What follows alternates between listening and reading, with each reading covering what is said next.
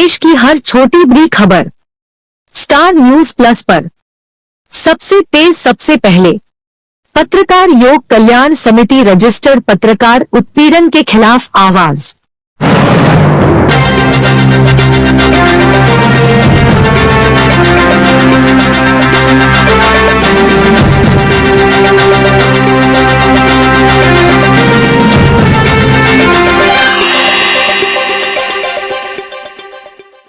खबर उत्तर प्रदेश के मुरादाबाद से।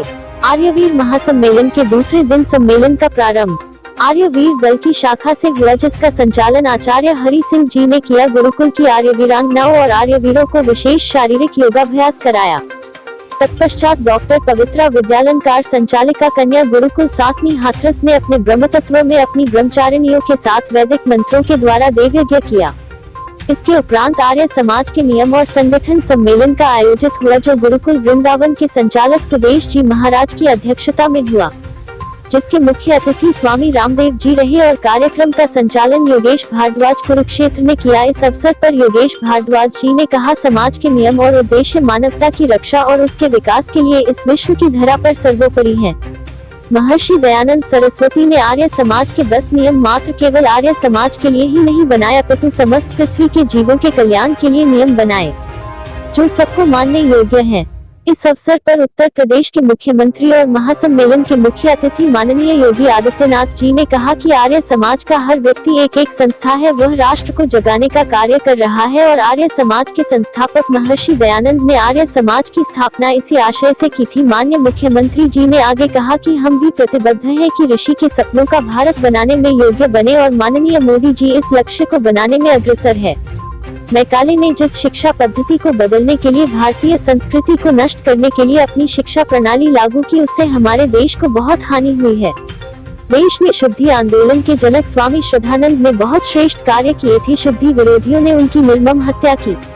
मुरादाबाद से अनिल सक्सेना की रिपोर्ट।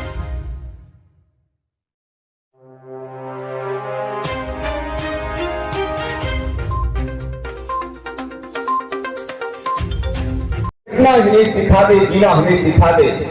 फिर राम कृष्ण निकले घर घर गली गली से, अर्जुन व कर्ण जैसे योद्धा स्थली से, भीष्म से ब्रह्मचारी और भीम महाबली से, पीछे फिर से ऋषि दयानंद जैसा ऋषि दिखा दे। तो आज हमें ऐसा प्रयत्न करना है कि ये तो हम जिसको हम वैदिक सनातन हिंदू समाज कहते हैं, कोई सनातन धर्म का मानने वाला बीड़ी सिगरेट शराब को व्यसन ना करे, ऐसा तो नहीं। जहां देखो वही व्यसन हो रहा।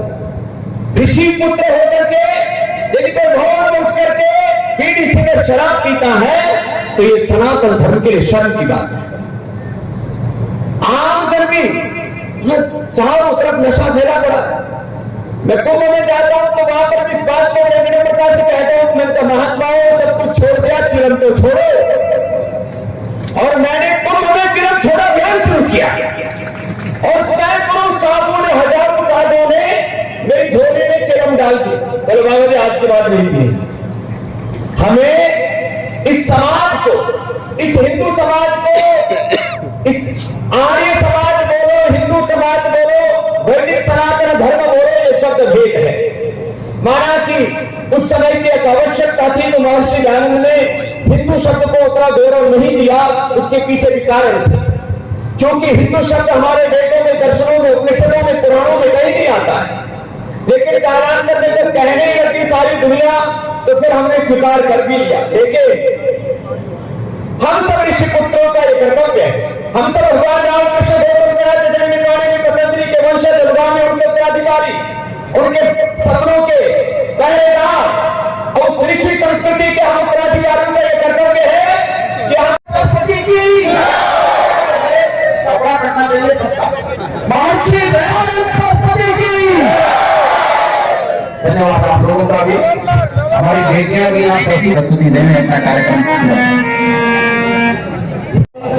यूनानी सिद्धा इन सभी परंपरागत चिकित्सा पद्धतियों को भारत के अंदर सम्मान मिला है और इसके आयुष मंत्रालय का गठन भी प्रधानमंत्री मोदी जी ने ही किया। पेपर में आएगा ना भाइयों बहनों, ये जो नया भारत है, पेपर में आएगा, वीडियो भारत अपने ऋषि मुनियों की परंपरा पर गौरव के अभी बात कर रहा हूँ उनसे।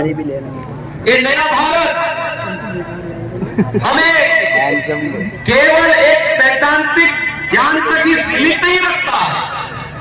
ये नया भारत तो हम सबको एक और माता भूमि पुत्रोहम प्रतिज्ञा के इस पवित्र भाव के साथ हम सबको जोड़ता है, तो दूसरी तरफ इसको हम अपने व्यवहारिक जीवन में कैसे निकाल कर सकते हैं, इसकी भी एक नई प्रेरणा हमें प्रदान करता है।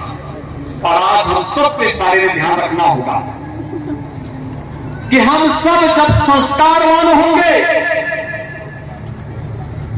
अपनी मातृभूमि के प्रति जब हमारे मन में एक भावनात्मक लगाव होगा, अपनी विरासत के प्रति सम्मान का भाव होगा, आत्मनिर्भर भारत की परिकल्पना को साकार करने का एक जज्बा होगा, तो परिणाम अपने आप ही सामने आएंगे। और परिणाम को प्राप्त करने के लिए परिक्रमा नहीं, पुरुषार्थ की आवश्यकता पड़ती है, पुरुषार्थ। और उस पुरुषार्थ के लिए आप सभी आगे जनों का आह्वान करूंगा मैं, आप सभी क्या नाम है सर आपका? बोले क्या नाम है आपका? अभी किस चीज का प्रोग्राम चल रहा है? खड़ी है जो महिला आर्य समाज की प्रधान है और साथ में केंद्रीय आर्य समाज की जिले की प्रधान है। आज आर्यवीर महासम्मेलन यहाँ आयोजित हो रहा है, 3 दिवसीय कार्यक्रम है। और जिस प्रकार से युवा शक्ति को आगे लाकर के अच्छे राष्ट्र के निर्माण की बात कही जाती है, महर्षि देवऋषि दयानंद ने और स्वामी नारायण सरस्वती ने जो सपना देखा था, उसको साकार करने के लिए, क्षेत्र की युवा शक्ति को जागृत करने के लिए जो प्रदेश का आर्यवीर दल है उसने संकल्प लिया कि मुरादाबाद में 3 दिन का एक अधिवेशन यहाँ करेंगे, सम्मेलन करेंगे। और इस सम्मेलन में विभिन्न गुरुकुलों से और आर्यवीर दल को प्रशिक्षण प्राप्त जो हमारे स्वयंसेवक हैं, उनके माध्यम से बहुत अच्छे प्रदर्शन यहाँ किए गए। आज उत्तर प्रदेश के मुख्यमंत्री माननीय योगी आदित्यनाथ जी ने उद्बोधन दिया और उन्होंने भी महर्षि दयानंद के सपनों को साकार करने के लिए उनके आदर्शों पर चलने का संकल्प हम सभी को दिलाया। निश्चित रूप से आर्य समाज स्वामी रामदेव जी का भी आभारी है, जिन्होंने अपने योग के माध्यम से महर्षि दयानंद का, महर्षि विरजानंद का, स्वामी विरजानंद का जो संदेश है वो सबको पहुंचाया है। आज योग के माध्यम से भारत स्वस्थ हो गया है, सशक्त हो गया है और देश के सारे जो और विदेशी है वो भारत की योग परंपरा को पालन कर रहे हैं। इसलिए 21 जून को अंतर्राष्ट्रीय योग दिवस भी घोषित कर दिया गया। आर्य समाज का जो प्रभाव है, लाला लाजपत राय की बात कर लीजिए, राम प्रसाद बिस्मिल की बात कर लीजिए, कितने अमर शहीद हुए हैं, सुखदेव की बात कर लीजिए, सुखराम की बात कर लीजिए, जितने भी अमर शहीद हैं ये सब कहीं ना कहीं आर्य विचारों से प्रभावित थे।